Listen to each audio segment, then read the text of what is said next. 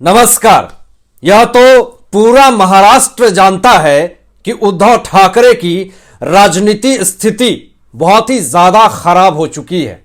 महाराष्ट्र की जनता का भरोसा ठाकरे परिवार पर से उठ चुका है। पूरा देश देख रहा है, अपनी स्थिति पर रोना रो रहे हैं उद्धव ठाकरे, आदित्य ठाकरे। लेकिन आदित्य ठाकरे का पसीना भी छूट रहा है जब से उद्धव ठाकरे ने मुख्यमंत्री पद से इस्तीफा दिया है। दर्जनों केस भी आदित्य ठाकरे के ऊपर हो चुके हैं। चुनाव में भी हार हो चुकी है आदित्य ठाकरे की। यह सब चीजों को तो झेल रहे हैं आदित्य ठाकरे, लेकिन उसको एक्सेप्ट नहीं कर रहे हैं कि गलती हमारी है। वह सीधा आरोप क्या लगा रहे हैं अपनी हार को छुपाने के लिए, जरा सुनिए। आपको भी आश्चर्य होगा कि ठाकरे परिवार की स्थिति अभी ऐसी क्यों हो गई है। रीजन कोई और नहीं है, रीजन यही लोग हैं, अपनी स्थिति का कारण यही लोग हैं। और दोस्तों, अपनी स्थिति से यह निकलना भी नहीं चाहते हैं। दिन प्रतिदिन इनकी परिस्थिति और ज्यादा बिगड़ती हुई जा रही है। आपको बताएं बड़ी और ब्रेकिंग खबर कि अभी क्या आरोप लगाया है आदित्य ठाकरे ने विपक्ष पर, यानी बीजेपी पर। आप सुन करके दंग हो जाएंगे। विपक्ष का आरोप है कि, विपक्ष मतलब आप समझ रहे हैं ना, ठाकरे समुदाय। और विपक्ष में कौन कौन है? एनसीपी, कांग्रेस और एक नई आई है ना, वंचित बहुजन आघाड़ी। इन सारे लोगों ने बीजेपी पर आरोप लगा दिया है। बीजेपी पर क्या आरोप लगाया है जरा सुनिए। सुन करके आप दंग रह जाएंगे। विपक्ष यह कहती है कि कस्बा और चिंचवार उपचुनाव में पैसे बांटे गए। बहुत बड़ा आरोप दोस्तों विपक्ष ने लगा दिया है ये। लेकिन दोस्तों, इन लोगों के पास कोई सबूत नहीं है, बस यह आरोप लगा दे रहे हैं कि कस्बा और चिंचवार उपचुनाव में पैसे बांटे गए हैं।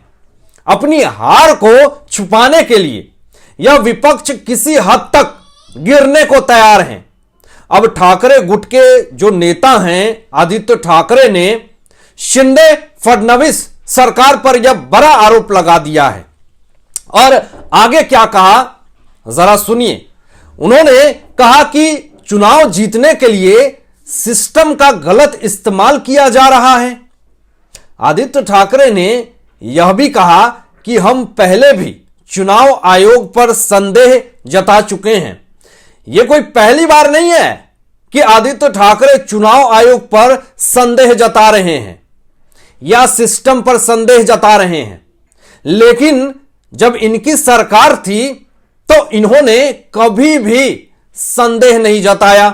उनके खुली आंखों के सामने जो भ्रष्टाचार हो रहा था उस पर इन्होंने कभी संदेह नहीं जताया, क्योंकि जब संदेह जताएंगे तो इनके ऊपर बात आ जाएगी।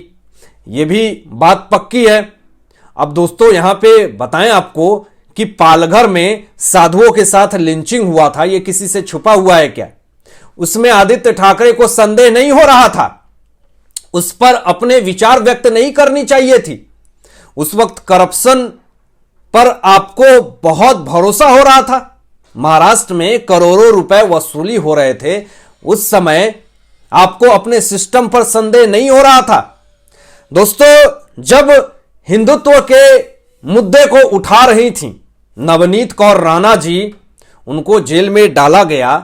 राष्ट्रवादी पत्रकार को, अर्णव गोस्वामी जी को जेल में डाला गया। उस समय आदित्य ठाकरे को अपने सिस्टम पर संदेह नहीं हो रहा था। दिन दहाड़े उद्योगपतियों को धमकाया जा रहा था, वसूली की जा रही थी, ड्रग्स बेचे जा रहे थे, पुलिस को धक्के मार करके भगाया जा रहा था, केस को भटकाया जा रहा था। इन सब चीजों पर आदित्य ठाकरे को क्या अपने सिस्टम पर संदेह नहीं हो रहा था? यह तमाम सवाल है दोस्तों। इसका जवाब ना आदित्य ठाकरे के पास है, ना उद्धव ठाकरे के पास है, किसी के पास नहीं है। अपनी उम्र के हिसाब से ज्यादा बोलना भी दुखदाई होता है, कष्टदायी होता है, ये बात आप मानते हैं ना। और आदित्य ठाकरे जो बड़ी बड़ी बातें कह रहे हैं, यह इनके लिए ही परेशानी होने वाला है। केंद्रीय चुनाव पर आदित्य ठाकरे ने कहा है कि अगर संविधान के मुताबिक फैसला होता है तो 40 देशद्रोही ही अयोग्य करार दिए जाएंगे। अब दोस्तों, आदित्य ठाकरे जो 40 विधायक शिंदे गुट में शामिल हुए हैं, उनको देशद्रोही कह रहे हैं। कल तो यही 40 विधायक थे, तभी उद्धव ठाकरे महाराष्ट्र के मुख्यमंत्री थे। कल यह लोग आपके पीछे घूम रहे थे, आपके समर्थन में काम कर रहे थे, तो यह सारे लोग अच्छे थे आपके नजर में। लेकिन जब यह हिंदुत्व को बचाने के लिए अपनी एक अलग विचारधारा, बाला साहेब ठाकरे के विचारों को जिंदा रखने के लिए इन्होंने कुछ अलग सोचा, तो आज आदित्य ठाकरे यह कह रहे हैं कि यह तमाम 40 विधायक 40 देशद्रोही अयोग्य करार दिए जाएंगे। और यह भी कह रहे हैं कि देशद्रोही हैं ये लोग, चोर हैं, गुंडे हैं, डकैत हैं, कल को इनसे अच्छा कोई नहीं था। तो यह सब मतलबी राजनीति खेली जा रही है, सिर्फ अपने फायदे के लिए राजनीति खेल रहे हैं ये लोग, अपने मतलब के लिए।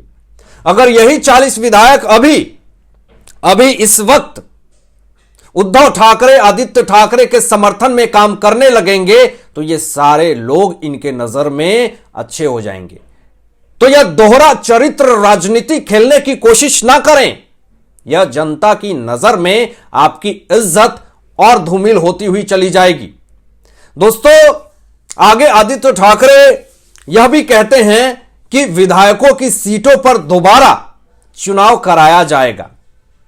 यह सरकार लोकतंत्र को खत्म कर सत्ता में आई है, यह बड़ा आरोप आदित्य ठाकरे लगा रहे हैं और आगे कह रहे हैं कि लोकतंत्र को बचाना है तो चुनाव जरूरी है। लोकतंत्र यानी जनता का माहौल, जनता का देश, जनता का राज्य, जहां जनता ही जो चाहेगी वही होगा। यानी आज जनता जो चाह रही है वही हो रहा है।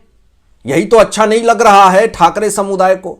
जनता चाह रही है कि शिंदे की सरकार हो, बीजेपी की सरकार हो, तो वही हो रहा है। मिर्च क्यों लग रही है ठाकरे समुदाय को, मिर्ची क्यों लग रही है विपक्ष को।